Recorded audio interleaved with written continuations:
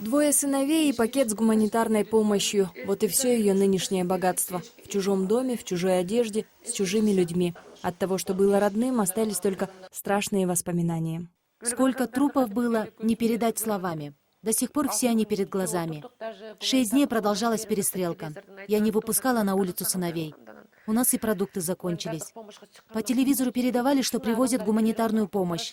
Но мы даже и не выходили. Страшно было. Там даже соседи начинают смотреть друг на друга с опаской и недоверием.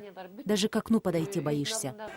Кто и с кем воевал, женщина так и не поняла. Перестрелка, грохот гранатометов, запах крови. Других подробностей ей уже не нужно.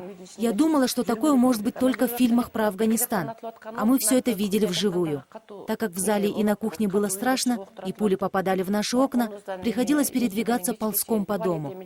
Мы втроем сидели, закрывшись в маленьком туалете. Там же нет окон.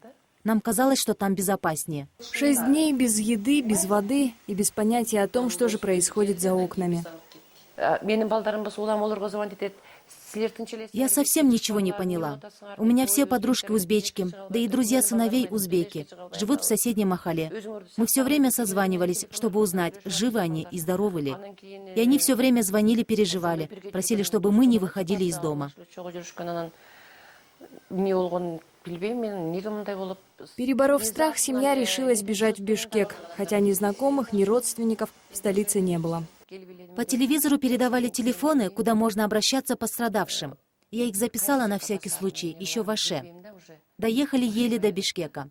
Голова кружится, совсем ничего не соображаю. Растерялась, не знала, что делать. Потом вспомнила про номера записанные, позвонила. Взяла вот Гульмира, сразу же сказала: «Приезжайте». И встретила нас хорошо. Маленькая квартира Гульмиры была готова к приему пострадавших. Она одна из первых отозвалась на сигнал СОС.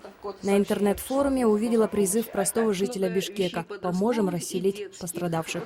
Он, оказывается, выложил свой первый раз телефон, и его самые данные прошли через 5-й канал. То есть его телефон, все. На него посыпались эти звонки: «Помогите». И в то же время на него посыпались звонки: «Мы можем вам помочь». И он один. И скоординировать: «Помогите, мы вам можем помочь», в общем, в одиночестве ему было безумно трудно. И вот тогда он просто сюда же в интернет выложил: «Ребята, помогите, я не справляюсь». Ну, тут было, собственно говоря, начало, например, для меня, потому что я, когда увидела этот его СОС, я просто набрала его телефон и спросила, что нужно делать. Он говорит: «Приезжайте». Так стихийно был организован маленький штаб из добровольцев. Они даже завели свою базу данных, желающих помочь и нуждающихся в этой помощи. Вот тут вот постельное белье, это продукты питания, но это все, что осталось. После сюда же горожане начали привозить гуманитарную помощь. Одежда, продукты питания, лекарства оказались как нельзя кстати. Вот люди приносят неравнодушные, приносят продукты, кто масло, вот кто-то принес коробку китлапа. Поддержку и крышу над головой здесь нашли более 300 беженцев разных национальностей. Кто-то предоставил свои дома, кто-то помог деньгами на съемные квартиры, кто-то просто приходил, чтобы поддержать морально.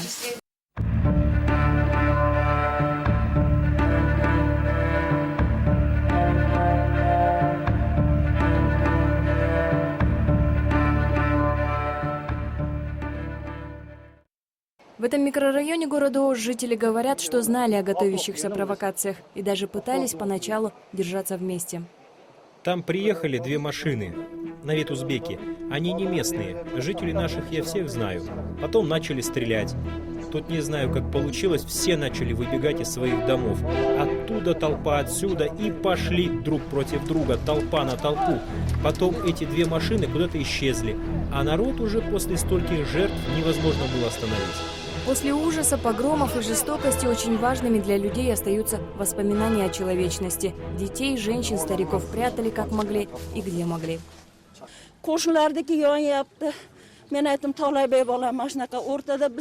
Там были и снайперы, и военные, и местные, и не местные. Мы с мужем и внуком остались посередине.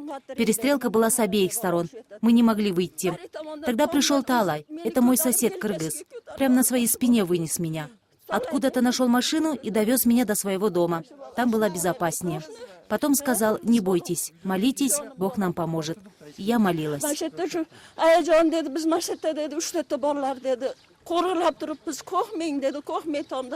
Но потом погромщики начали массово поджигать дома. Детей и женщин пришлось вывести из этого района.